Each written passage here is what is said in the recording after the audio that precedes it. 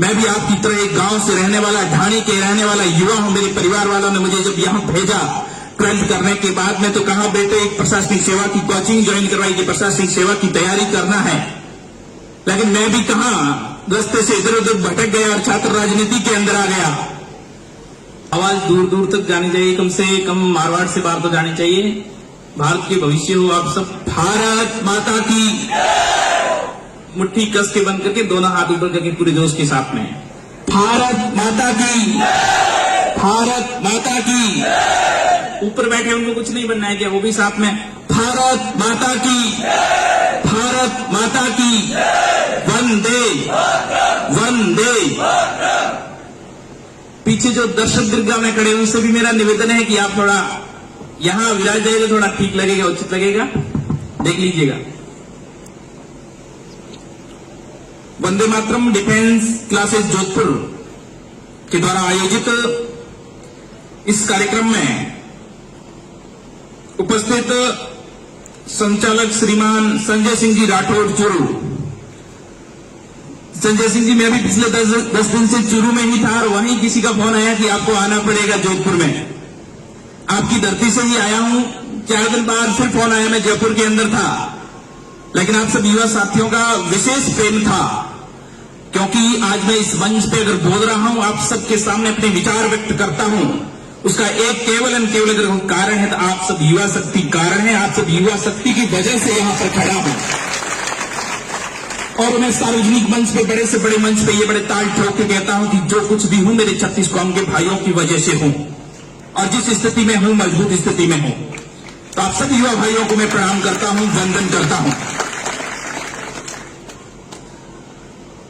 सह संचालक शिव कुमार जी, आदरणीय रतन सर जी, सुखदेव जी, पवन सर जी, मसूदा मैम, त्रिलोक सुथार जी, गौतम जी, पृथ्वी सिंह जी, छोटू सिंह जी, भाई ग्यावर सिंह जी देचू, अमर सिंह जी फूलिया, भाई चिराग सिंह जी, सम्मानित मंच और मेरे सामने उपस्थित समस्त युवा साथियों, मुझे लगता है कि कोई भाषण का मंच नहीं है, लेकिन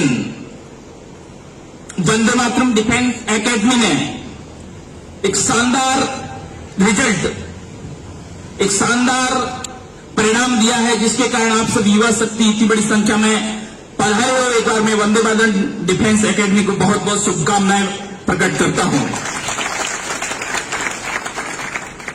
आप सब युवा साथियों को धन्यवाद भी ज्ञापित करना चाहता हूं कि कहीं न कहीं आपके मन में यह भावना थी, कहीं न कहीं आपके मन में यह ठीस थी कि यार मुझे कुछ करना है। किसके लिए? मुझे अपने परिवार के लिए, मुझे अपने समाज के लिए, मुझे अपने देश के लिए कुछ करना है।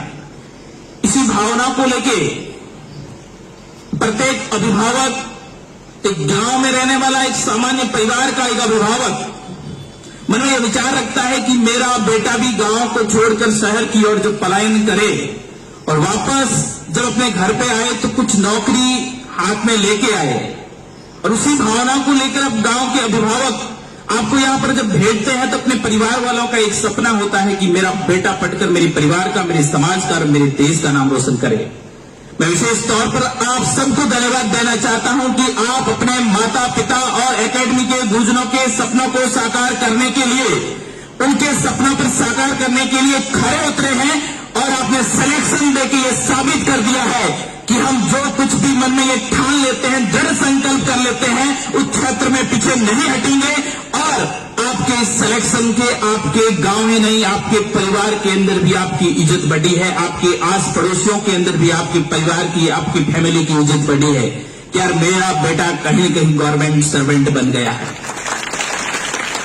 और वर्तमान समय के अंदर इस भारत देश के अंदर आप देख रहे होंगे, सोशल मीडिया का जमाना है और कहीं न कहीं आप अध्ययन करते होंगे, देखते होंगे सोशल साइट के ऊपर एक फौजी की इज्जत वर्तमान समय में, देश की सेवाएं, कहते हैं कि देश सीमाओं की सुरक्षा देश का प्रथम कर्तव्य होता है और जिस देश की सीमा पे है सुस्त व राष्ट्र बहुत कुछ होता है।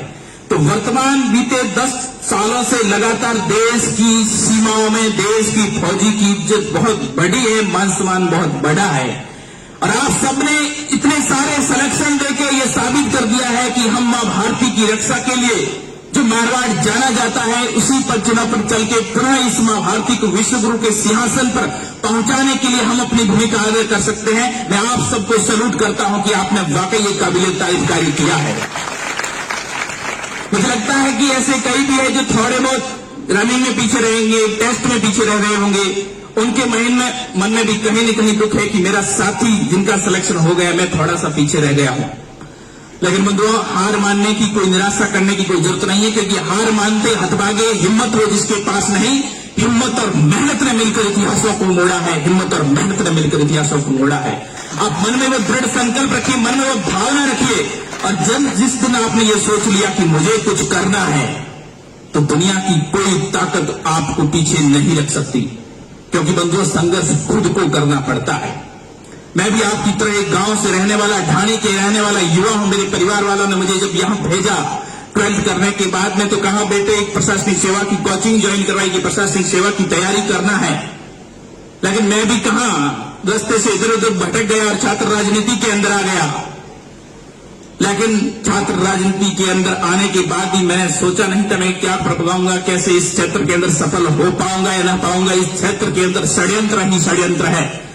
लेकिन वैसी परिस्थिति के अंदर एक गांव से आने वाले युवा के साथ में इन 36 कौम के युवाओं की एक ऐसी फौज खड़ी हुई, जिसके कारण आज भी मजबूती के साथ में छाती ठोक के राजस्थान के किसी भी क्षेत्र में, किसी भी मंच पे कह सकता हूं कि आज जो कुछ भी हूं मेरे 36 कौम के भाइयों की वजह से हूं, 36 कौम के युवा साथियों की वजह से हूं।